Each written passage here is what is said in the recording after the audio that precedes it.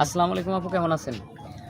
আলহামদুলিল্লাহ ভাইয়া ভালো আছি। আপনারা ভালো আছেন? আলহামদুলিল্লাহ, আমরা সবাই ভালো আছি। তো আমাদের এখানে যে অনুষ্ঠানে আমরা আমাদের ক্যামেরার সামনে আপনি আসছেন, তো আমাদের এখানে নিয়মিত যারা দর্শক আছে বা নতুন দর্শক আছে, সবাই আপনার জীবনের গল্প শোনার জন্য অপেক্ষায় আছে। জি। বলুন, বলুন আমাদের ক্যামেরার সামনে আপনার কথা খুলে বলুন।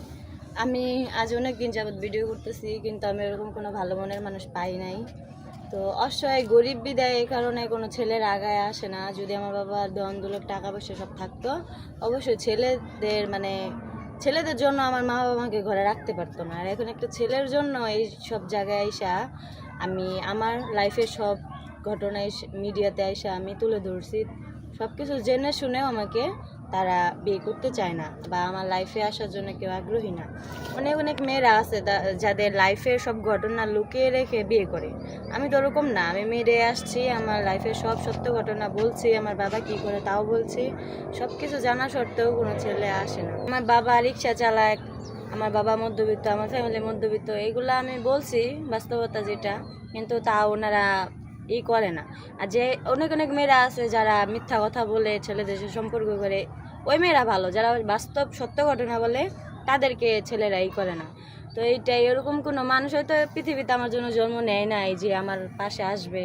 আমার বড় ভাই নাই, ওরকমভাবে আমাকে ভাইয়ের মতন আগলায় রাখবে, বা অনেক ভাইরা আছে যে স্বামীর স্ত্রীর মতন সম্পর্ক আমার সাথে করবে, ওরকম সম্পর্ক কেউ করতে চায় না। ঠিক আছে, সবাই চায় মেয়েদেরকে ফয়দা উঠাইতে। সব মেয়েরা হয়তো অনেক অনেক মেয়েরা আছে প্রতারণা করে, কিন্তু অনেক মেয়েদের জন্য যে আমাদেরকে বলা হবে এমনটা কিন্তু না। হাতের 5টা আঙুল এক সমান না। তো ওরা প্রতারণা করছে, এই কারণে আমরাও প্রতারণা করব, এটা কিন্তু না। তাই এটা ওনাদেরই যে অনেক মেয়েরা ঠকাইছে দেখা ওনারা আমাকে বিশ্বাস করে না, আমাদের বিশ্বাস করে না। তো কিছু কিছু মেয়েদের জন্য আমাদের ক্ষতি। তো যাই হোক, আমি চাই একটা ভালো মনের মানুষ, সে যদি বিবাহিত হয় আমার কোনো সমস্যা নাই, তার বয়স যদি বেশিও হয় আমার তাতেও কোনো সমস্যা নেই। আমি তার টাকা পয়সা বাড়ি গাড়ি কিছুই চাই না। আমি একটা ভালো মনের মানুষ চাই, সারা জীবন পাশে থাকতে চাই, তার হাতে হাত রেখা যাতে আমি সারাটা জীবন পার করতে পারি, সেরকম একটা মানুষ চাই। আমার ভুল হলে সে ধরায় দিব, তার ভুল হলে আমি ধরায় দিব, এটাই তো, তাই না? তো ভালোবাসাটা সবচেয়ে বেশি ইম্পর্টেন্ট। আমি একটা ভালোবাসার মানুষ চাই, আর কিছুই চাই না। যে আমাকে ভালোবাসতে পারবে, আমার সর্বস্ব দিয়ে আমি তাকে আগলায় রাখবো, ভালোবাসবো। তার ফ্যামিলিকে আমি আমার ফ্যামিলির চেয়েও বেশি করার চেষ্টা করবো।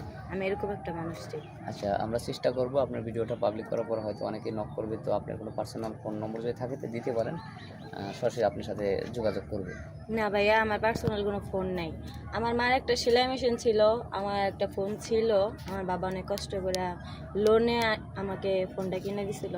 তো ওই ফোনটা আর আমার মার সেলাই মেশিনটা দুটোটাই বিক্রি করে দেওয়া হয়েছে। আমি আগে টুকটাক কাজ করতাম, সংসার করতাম, কিন্তু এখন তাও করতে পারি না। বাবা অ্যাক্সিডেন্টের কারণে ওই সব বিক্রি করে বাবার চিকিৎসা করা হয়েছে। 2-2.5 মাস হয়েছে, এই কারণে আমার কাছে কোনো ফোন নাই আর। ঠিক আছে, আপনার দুঃখের কথা আমরা শুনলাম। দর্শকবিন্দু মেয়েটার দুঃখের কথা শুনলেন, তার অবস্থাটা কেমন বা করুণ অবস্থার মধ্যে আছে।